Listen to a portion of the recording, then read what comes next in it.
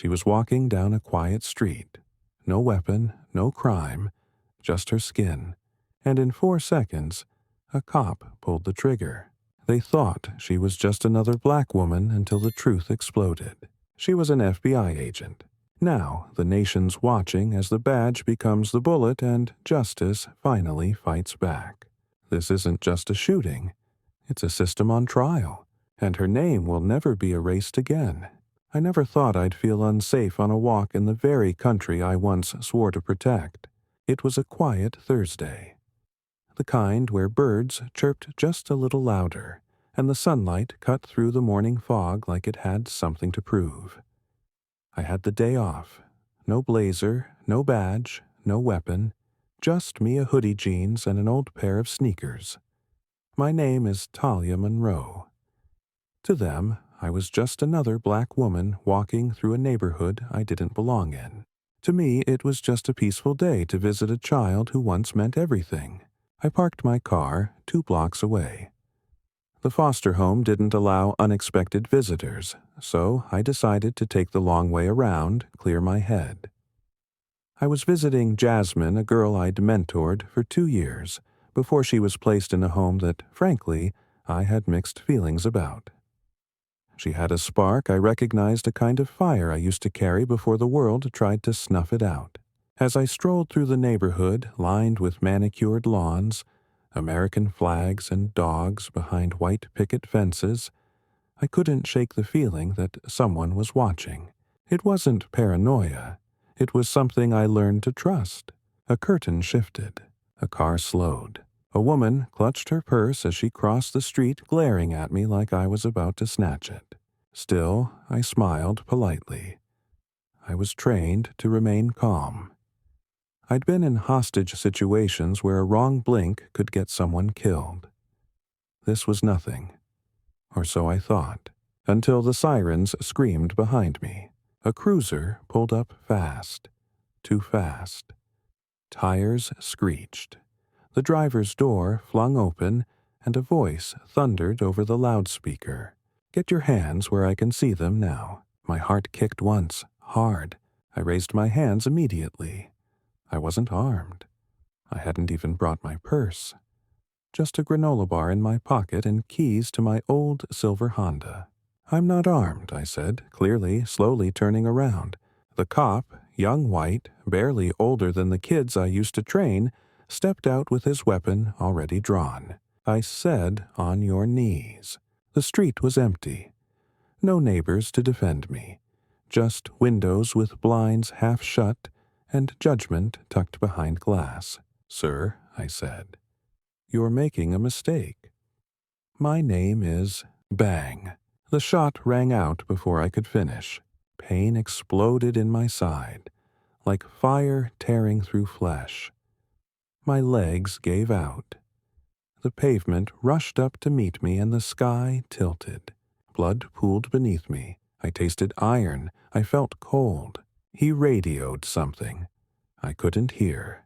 My ears roared. My mouth moved, but no words came. The last thing I saw before everything went dark was his face, not fear, not regret, but a sneer. When I woke up, I was in a hospital bed, tethered to machines, chest rising and falling like it no longer belonged to me. The fluorescent lights buzzed overhead, the kind that made you forget what daylight looked like. My sister Amara sat beside me. Her eyes were red knuckles white from clutching my hand. "You're awake," she whispered as if the truth might shatter. I tried to speak but couldn't. My mouth was cotton. My body barely moved. "You've been out for 3 days," she said, voice trembling. "They told the news you were loitering, that you resisted, that they felt threatened." Tears spilled down her cheeks. "They didn't say who you were." She meant what I was, what they shot. An FBI agent, an undercover operator trained in counterterrorism, human trafficking, and federal intelligence. A woman who had put away over 24 criminals in her last year alone. And yet, in that moment, to them I was just a threat with brown skin. The police report was vague. Suspicious individual. Did not comply. Feared for officer safety. Body cam footage. Not available. Malfunction. Witnesses, none brave enough to come forward. Not yet. I lay in bed reading the headlines. Black woman shot by officer in suburban community. Investigation underway. Law enforcement says suspect failed to obey commands. Suspect, they called me a suspect. Not a neighbor, not a victim, not even a name. I stared at my own face on the news. Blurred, unnamed. I'd been invisible my whole life, except when I wore the badge. Now bleeding and broken, I was invisible again. 3 days later, they released me from the hospital. Against my own judgment, I walked out under my own power. Every step burned, but it reminded me I was alive. Amara drove me home. Silence filled the car like fog. At the red light, she said, "Are you going to tell them?" "The bureau," I asked, still staring out the window. She nodded. "They need to know." I turned to her eyes, dry now, voice low. "They already know." She blinked. "Then why haven't they?" "Because they told me not to escalate. Told me to stay quiet. That it might jeopardize the operation." Amara's jaw dropped. "They want you to stay silent after this." I didn't answer, because she already knew the truth.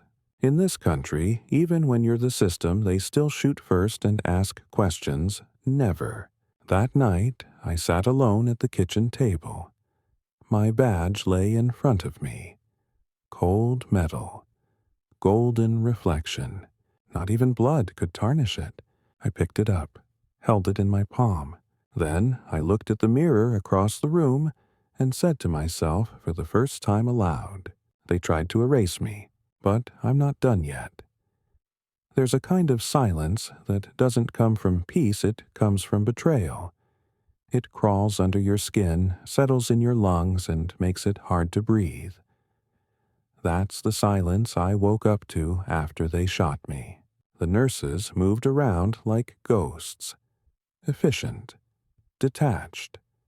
Their eyes flicked over the name on the clipboard, Talia Monroe, but not once did they look into mine with recognition. Not once did they ask, "Who is she really?" I watched the news from my hospital bed, the volume low, but the captions loud enough to carve holes in my soul. Suspect is recovering at Memorial General. Officers say she resisted arrest. No charges have been filed at this time. Suspect. I was a suspect in my own shooting. No press conference, no disciplinary hearing, no outrage. Just me, a woman with a bullet wound in her side, and a lifetime of silence pouring down on her like acid rain. Amara came back that morning. She always did. My sister had never missed a beat even when I tried to push her away during undercover work. She carried strength in her spine and fire in her eyes, the kind that made courtrooms tremble when she walked in as an attorney. She brought me black coffee, no sugar, and a bag of croissants I couldn't eat. "You look better," she said softly. I managed a dry smile. Looks are deceiving. She sat down beside me, pulled out her tablet, and tapped a few times before handing it to me. What I saw made my stomach turn. A live-streamed clip of the cop officer Travis Delaney at a press conference.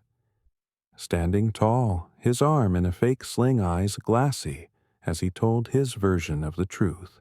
I feared for my life. I followed protocol. It was a tense situation. Protocol. Didn't even flinch, I muttered. He's practiced that line. He has a lawyer and a union rep. They're already painting him as a hero. Of course they are, I said, my voice flat. He took down the dangerous black woman. But what they don't know. Amara leaned in, lowering her voice, is that the woman he shot is a federal agent. That truth hung in the air between us like a loaded gun, untouched but ready. I hadn't told the world yet. Not the news, not even the hospital staff, not the officer who shot me. Only the FBI knew, and they weren't saying a word. That afternoon, I finally spoke to my bureau supervisor, Director Carson. He was a cold man wrapped in tailored suits and invisible power. His voice crackled over the phone with careful diplomacy. "Talia, your cover was too valuable. The Bureau doesn't want to risk public exposure. I was shot in the street, Carson. I almost died. I know, and we'll address that internally. Internally. That word again. A burial ground for truth. I'm not staying silent." There was a pause. "You'd be breaking protocol. Your protocol got me shot," I snapped. Another pause. Longer this time. He didn't threaten. He didn't console. He just said, "You know what happens when agents go rogue." And then the line went dead. I sat in that hospital bed, staring at the wall, 1,000 thoughts screaming at once. I'd played by the rules. I'd followed every order. Risked my life more times than I could count. And for what? To be abandoned when it mattered most. To be cast aside because my skin made the headlines inconvenient. That night I couldn't sleep. So I opened my laptop and began typing a letter. To whom it may concern. My name is Special Agent Talia Monroe, badge number 7142D, assigned to the FBI's Human Trafficking Division. On October 12th, while off duty and unarmed, I was shot by Officer Travis Delaney of the Brookridge Police Department. I was not resisting arrest. I was not armed. I was not committing a crime. I was walking to visit a foster child I once mentored. I was profiled. I was shot. I survived. And now I'm speaking. The next morning, I sent that letter to 3 people, Amara, my former FBI Academy instructor, and a journalist who once promised me she'd tell the truth if I ever needed it told. The fallout was faster than I expected. First came the phone call from the FBI's Public Affairs Office. "Talia, this is a serious breach of protocol. You could be suspended." Then came the email from Carson. "We need to discuss this immediately. Cease all contact with the press." But I didn't reply, because that same morning, Jasmine's foster mother called. She was crying. "I saw you on the news," she whispered. "I'm so sorry. Jasmine's been asking about you every day. She had no idea you were in the hospital." I asked if I could speak to her. There was a pause, and then the sweetest voice filled the line. "Talia," Jasmine said, "are you okay? I was scared." Tears slid down my face for the first time since the shooting. "I'm okay, baby," I whispered. "I'm going to fix this." I didn't know how, but I had to. The journalist's story broke 3 days later. Shot for walking, FBI agent mistaken for threat in quiet neighborhood. The article was brutal, detailed, precise. My credentials, my training, my background, my lack of a weapon, the police report's inconsistencies, the missing body cam footage, the silence from the department, and one bombshell sentence. Agent Monroe's presence in Brookridge was part of a federal operation targeting a regional child trafficking ring. That mission has now been compromised due to the incident. That was the match, and the firestorm began. The media turned, fast. Cable news anchors began asking the questions no one had dared. How does an unarmed FBI agent get mistaken for a threat? Why was body cam footage missing? Why was her identity hidden? The mayor of Brookridge gave a rushed, pale-faced apology that reeked of legal preparation. Officer Delaney went dark. No public statements, no interviews, just silence behind polished legal armor. But I wasn't silent anymore. I gave one interview, just one. And I looked into the camera and said, I did everything right. I walked, I complied, I raised my hands. He didn't see an agent. He didn't see a woman. He saw a color. And he pulled the trigger. 2 days later, a federal inquiry was opened. Civil rights groups demanded prosecution. Protesters gathered in front of the police station holding signs with my name. Justice for Talia Monroe. FBI or not, Black Lives Matter. She wore a badge. They saw a threat. Amara came over that night. We sat on the porch, the air heavy with smoke from distant demonstrations. Helicopters thudded overhead. The world had tilted on its axis, and I was the fault line. Are you ready for what comes next? She asked. I stared at the horizon. My side still ached. My future was uncertain. The Bureau might disavow me. The cops might try to bury me in legal red tape. The public might turn again. But for the first time in days, I felt whole. I'm not just ready, I said. I've been training for this my entire life. You can bury a body. You can burn a file. But you can't erase the truth once it starts breathing. And I was breathing again. Not just because the bullet missed my heart by inches, but because my voice had found its way into the open and people were finally listening. The morning after the article dropped, the phones at the Brookridge Police Department didn't stop ringing. The front steps were blanketed in candles, hand-drawn posters, and people demanding accountability. Names of past victims chanted alongside mine: Brianna, Tamer, George Elijah, Talia. But inside that building silence, not a single word from Officer Travis Delaney. Not a statement from the chief. Not an apology. But I expected that. What I didn't expect was what came next. A knock on my apartment door. 3 taps. Familiar rhythm. When I opened it, a tall man in a crisp suit stood there, his FBI badge held up before him like a shield. Special Agent Marcus Grant. Former partner. Trusted ally. The only man I ever truly let have my back. He looked at me with a tight jaw and eyes heavy with things he couldn't say out loud. You're in deep Talia, he said. Carson's furious. Carson can go to hell, I replied calmly. He didn't smile. Word is, they're trying to put you on unpaid suspension for breaching media policy. I crossed my arms, ignoring the burn in my side. So they're punishing me for surviving. He looked down, then back up. That's not all. He handed me a folder. Inside, grainy security footage. Surveillance shots. Satellite images. I froze.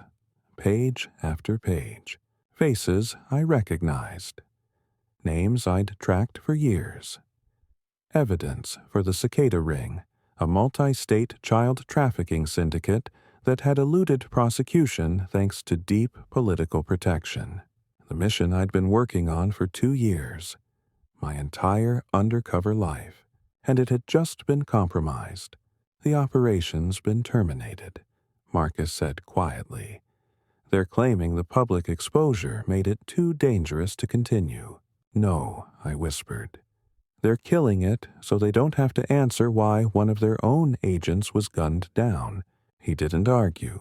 He didn't have to, because we both knew the truth. This wasn't about protocol. It was about damage control. But what they didn't understand was I wasn't going to let them bury this. Because beneath the chaos of my shooting was something bigger, something darker. And it started with a boy named Luis Ortega. Luis was 14. A missing person from New Mexico. One of dozens believed to be trafficked through the Cicada Ring. I had tracked him to a warehouse near Brookridge just 2 weeks before I was shot. And now Luis had disappeared again. No rescue, no media alert, no Amber, just another name pushed out of memory.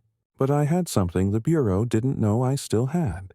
Backups, photos, audio files, witness interviews, my own personal vault hidden in a secure offline drive beneath a loose panel in my closet, insurance, and maybe now a weapon.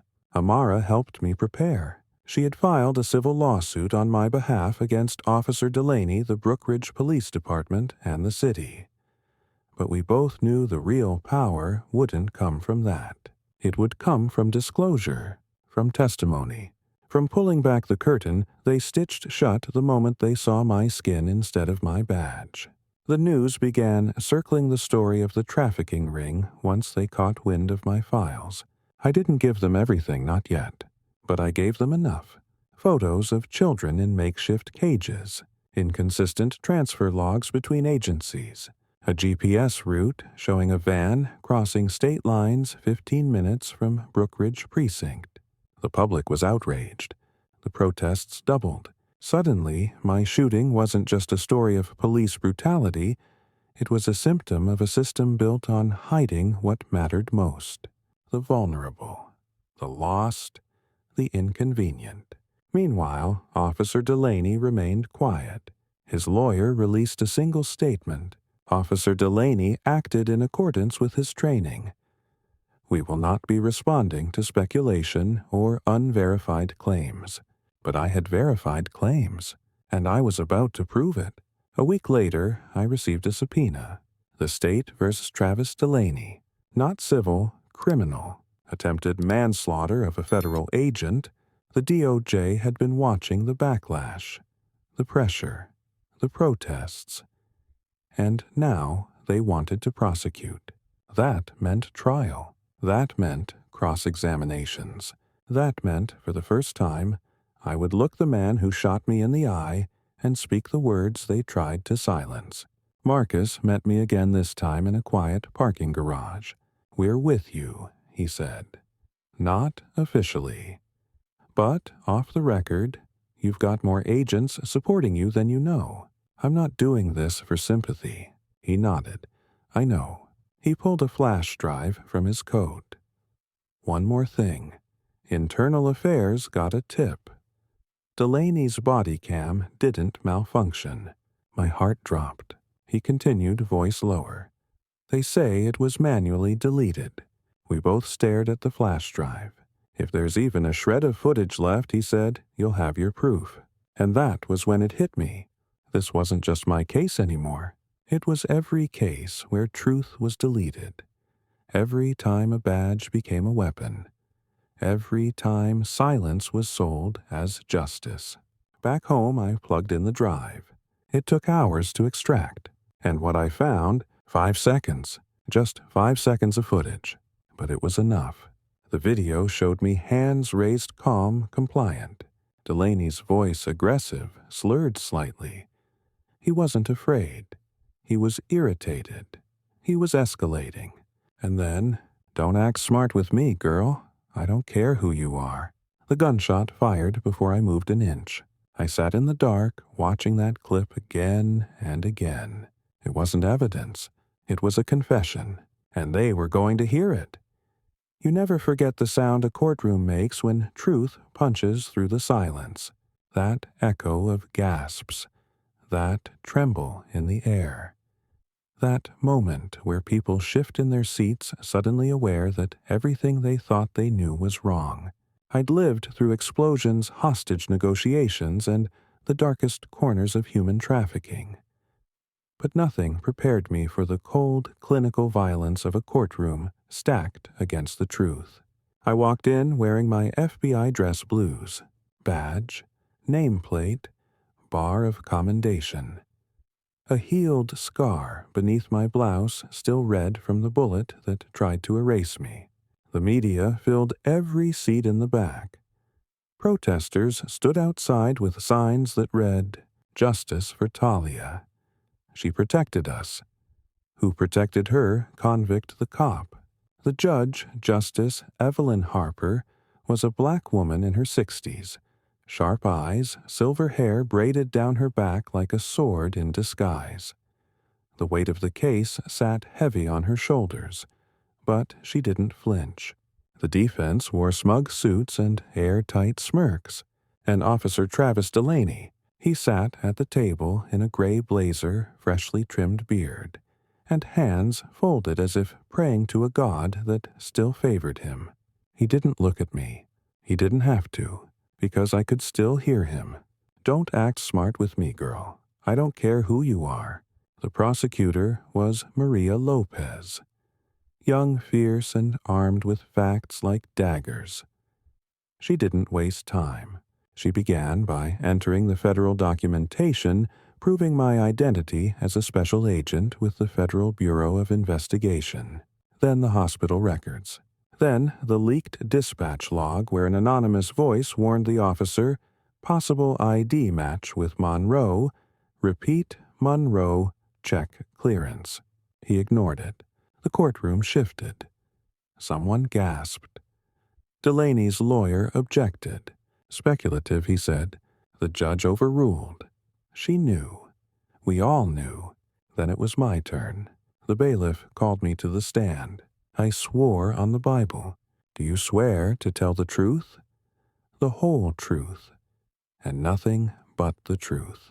"I always have," I said, my voice calm, clear. The prosecutor let me speak. And I did. I told them about the morning walk, the gun drawn before a question was asked, the bullet before a warning, the fall, the hospital, the headlines that erased my name but labeled me a suspect. I told them about my real mission, my real role. My name is Special Agent Talia Monroe. I have served in the FBI for 9 years. I have led operations that rescued over 120 children from trafficking. I have been undercover in foreign territories, and I have risked my life for this country repeatedly. The courtroom held its breath. I let the silence linger. Then I played the footage. 5 seconds. It was all it took. Delaney's voice filled the courtroom. "Don't act smart with me, girl. I don't care who you are." Bang. The shot. The room exploded in whispers. The jury stiffened. The judge blinked, her jaw set. One woman in the gallery broke into sobs. The defense tried to spin it. She was wearing a hoodie. She didn't identify herself. He feared for his life.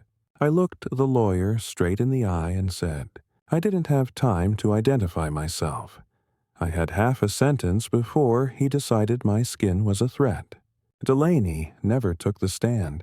His lawyers didn't dare. But I could see it in his eyes as I spoke. Regret. No. Fear. Maybe. But mostly confusion. As if he still couldn't understand how someone like me could sit above him now. Speaking. Testifying. Reclaiming what he tried to steal. In closing arguments, Maria Lopez didn't hold back. She pointed to me. To them, she was a hoodie, a threat, a statistic, but she was a federal agent. She was on a mission to save children. And even if she hadn't been, she was a human being, and she deserved to walk that sidewalk without being shot. She turned to the jury. "And now it's your turn to show this officer what justice really looks like." I didn't sleep the night before the verdict, not because I feared losing, but because I feared what losing would mean for every black woman who walks into a neighborhood carrying nothing but her skin. When I walked into the courtroom the next morning, it was silent, heavy, final. The judge asked the foreman to rise. "Have you reached a verdict?" "Yes, Your Honor." A heartbeat passed. "In the matter of attempted manslaughter of a federal officer, we find the defendant guilty." I closed my eyes. Not from relief, but from release. Years of protocol silence and internalized rage finally cracked. The judge didn't delay sentencing. She looked straight at Delaney and delivered words that shook the room. "You did not fear for your life. You feared for your superiority being challenged. You saw a black woman and decided she was beneath your authority, regardless of truth training or human decency. But this court will not allow the weaponization of fear to justify violence. Not anymore." She sentenced him to 25 years in federal prison. No parole. He finally looked at me as they led him away in cuffs, and I looked back, not with hate, not with pity, but with unwavering clarity. You didn't shoot a suspect, I said to myself. You shot a reckoning. Justice, when it finally speaks, doesn't whisper. It roars. The day Officer Travis Delaney was sentenced, I thought the story had reached its end. But in truth, that was only the beginning. The courtroom had delivered its verdict. But outside, on the streets, in the precinct halls, and behind locked federal doors, truth had only just begun to fracture the mask. Because now people were asking the real question: how did this happen in the first place?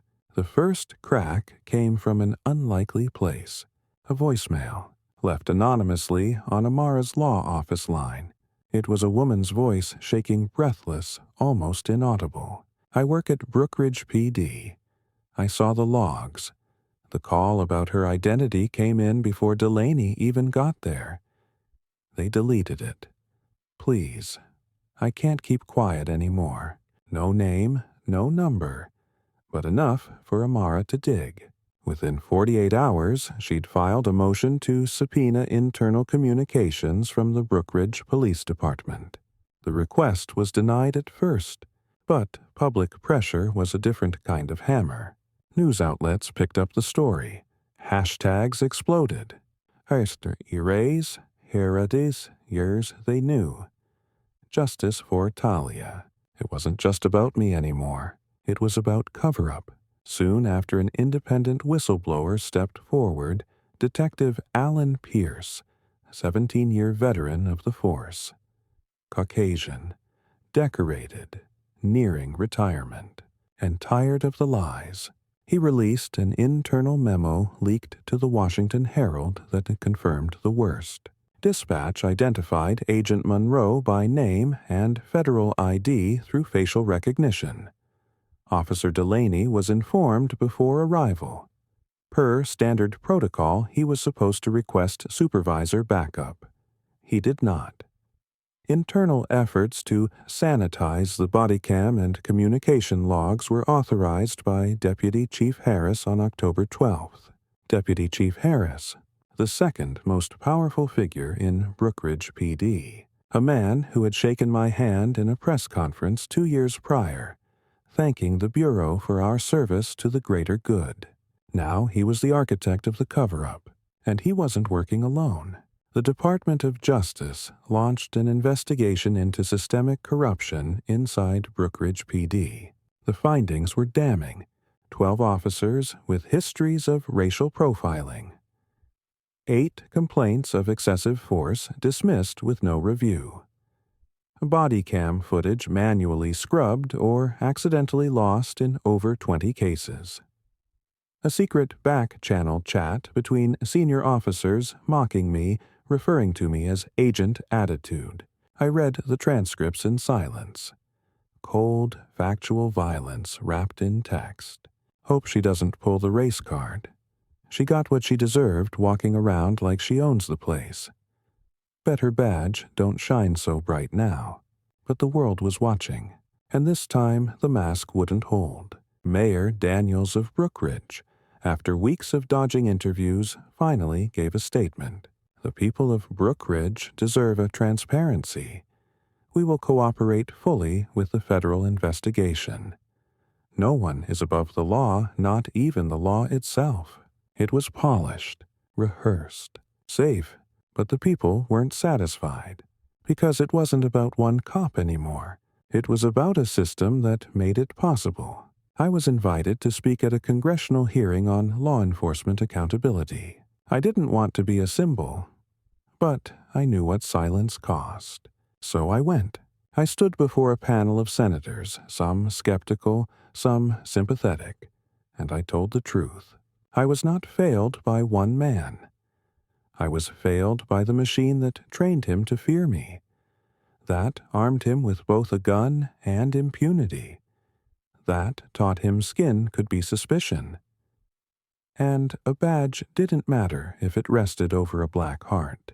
There was silence, then thunderous applause from the public gallery. The room changed.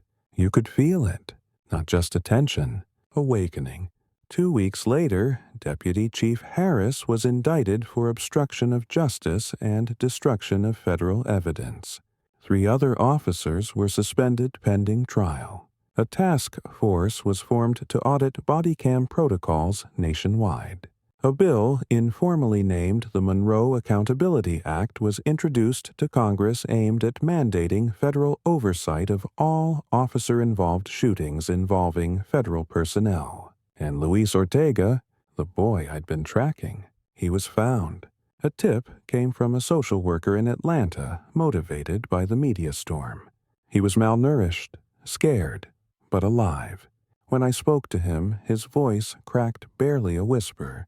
He said, "They told me no one would come for me." I knelt beside him and said, "They lied. You were never alone." That night I sat on my apartment balcony. City lights flickered below. Helicopters still circled overhead. But this time, the sirens didn't sound like silence. They sounded like a city waking up. Amara joined me with 2 glasses of wine. We didn't toast. We just sat. Quiet, tired, grateful. "I don't know how you held it together," she said. I looked at her. I didn't, I admitted. I bled. I broke. I almost gave up. She smiled gently. "But you didn't." "No," I whispered. "Because too many people are still voiceless. I didn't survive to stay quiet." She raised her glass. "To all the ones who never got to speak." I raised mine. "To making sure their stories get heard." The halls of justice have a sound. It's not the gavel. It's not the creak of courtroom benches. It's the silence before a verdict. A silence so heavy it feels like breath caught between 2 worlds, the one that was and the one that could be. That day, I wasn't sitting in the courtroom as a victim. I was sitting there as a witness to a reckoning. The federal trial of Deputy Chief Leonard Harris, the man who ordered the erasure of my identity. The deletion of evidence and the suppression of truth was about to reach its climax. And this time, I wasn't the one on the stand. Federal prosecutors had pulled no punches. They introduced chat logs, doctored footage timestamps, a chain of internal memos that outlined Harris's orders to bury the truth. Remove the ID tag. We don't need this becoming political. Make sure the camera dump looks accidental. No more leaks. She's just another hoodie. We'll handle the press. That last line echoed in the courtroom like a confession whispered too loud. And now, sitting in the front row, I watched him. Deputy Chief Harris. Clean suit, cold stare, no emotion. Not because he didn't feel guilt, but because men like him didn't believe they were ever wrong. They weren't trained to doubt. They were trained to control the narrative. But for once they couldn't, because the truth had already left the building. The jury deliberated for only 4 hours. When they returned, the foreman's voice was firm. "We find the defendant guilty on all counts of obstruction of justice, conspiracy to destroy federal evidence, and abuse of official capacity." Harris blinked but didn't flinch. No tears, no rage. Just the kind of stunned silence only power experiences when it realizes it's not untouchable. The judge, a federal appointee with the solemn gravity of stone, sentenced him to 18 years in federal prison. And when she did, she turned to me. "Agent Monroe, on behalf of the court, we thank you for your service, your courage, and your unwavering commitment to justice. You did not just survive, you exposed what others could not." My throat tightened. I nodded, barely holding myself together. The court rose, and history took its first breath. Outside, reporters swarmed like bees. Cameras flashed. "Agent Monroe, do you feel justice has been served? What's your message to law enforcement agencies across the country? Will you be returning to the FBI?" I raised my hand. They went silent. Justice is not a sentence. It's a standard. It's not just about holding bad officers accountable, it's about changing the culture that protects them. I didn't come forward because I wanted revenge. I came forward because I wanted this to stop happening. To anyone, anywhere. And to every officer still hiding behind silence, know this: we are watching now, and we will not be quiet. That night, I was invited to a private ceremony at FBI headquarters. It was small.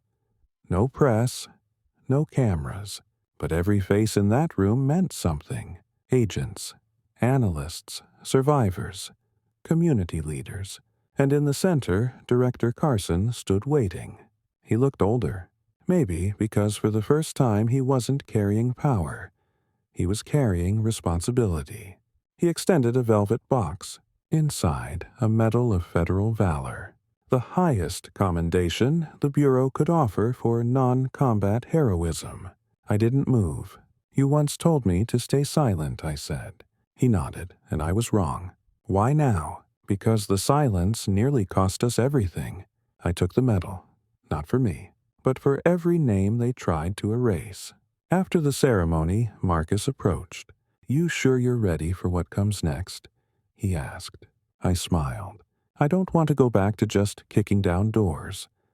I want to fix what's broken on the inside. Internal affairs, policy, training, reform, recruitment, all of it. He raised a brow. "You want to change the system?" "No," I said. "I want to rebuild it." That weekend, I spoke at a town hall in Brookridge. Not as a federal agent, not as a symbol, but as a woman who survived and chose not to vanish. I stood on stage as mothers held photos of sons lost to badges. As neighbors asked, "What now?" And I said, "We grieve, yes. But we also organize. We vote. We train. We rebuild trust where it was shattered, and accountability where it never existed. And we don't do it alone. We do it together." The crowd rose, not in applause, but in agreement. Later that night, I received a message from someone unexpected, Luis Ortega's mother.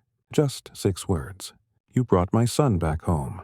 I closed my eyes and let the tears fall. For the first time, not out of pain, but out of healing. There's a moment after a storm when everything stands still. Not because the damage isn't real, but because finally there's air to breathe again. For weeks, I had lived in a whirlwind of courtrooms, interviews, headlines, protests, and policies.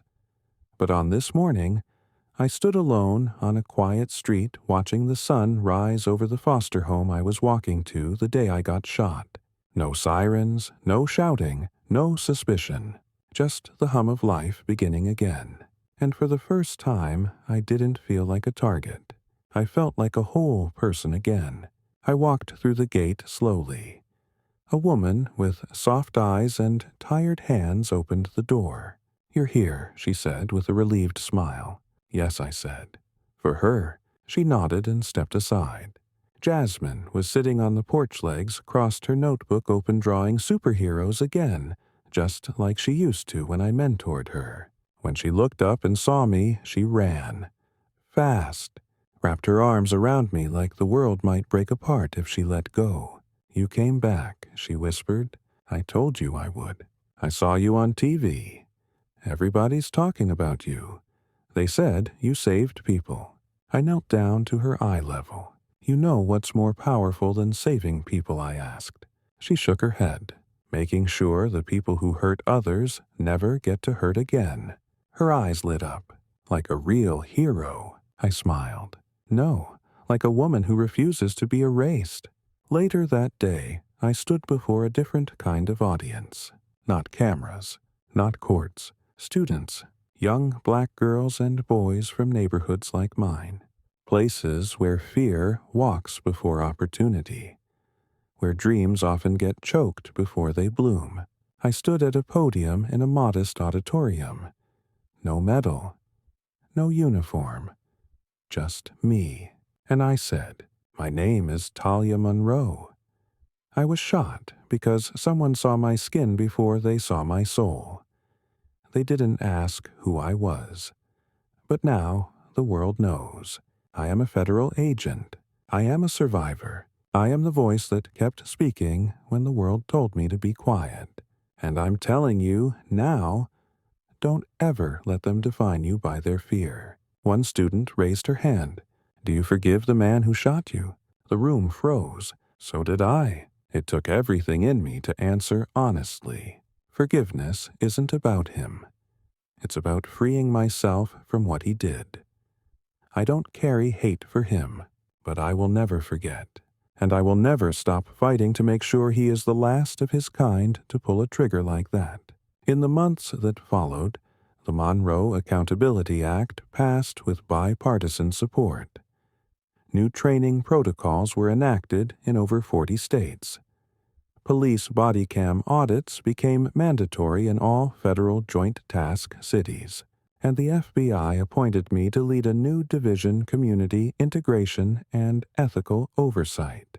For the first time in its history, the Bureau opened its doors not just to enforce, but to listen. I wasn't there to destroy it. I was there to fix what had been broken in the shadows for far too long. On the 1-year anniversary of the shooting, I stood on that same street corner, same neighborhood. But this time, people waved. Some came up to shake my hand. The curtain of suspicion had lifted, not because I proved my worth, but because they were finally forced to confront what happens when assumptions replace facts, when silence replaces accountability, when a badge becomes a weapon and justice becomes an afterthought. I still carry the scar. It runs along my side, thin, precise, pink against brown, a reminder of what hate tried to take and what truth refused to surrender. Sometimes when I'm alone, I trace it, not out of pain, but out of memory, because I don't want to forget. Not the moment I fell, not the moment I rose, and not the moment I decided to turn survival into purpose. My name is Talia Monroe. I was never just the woman who got shot. I am the reason a system had to look at itself and change. In a world where silence protects the powerful, and truth is too often buried under badges and bureaucracy, Talia Monroe refused to disappear. She didn't fight back with vengeance. She fought back with truth, courage, and purpose. Because justice isn't just about punishment, it's about healing. And healing starts when one voice speaks up for thousands who never got the chance. She was more than a survivor. She became a symbol of what happens when truth is louder than fear.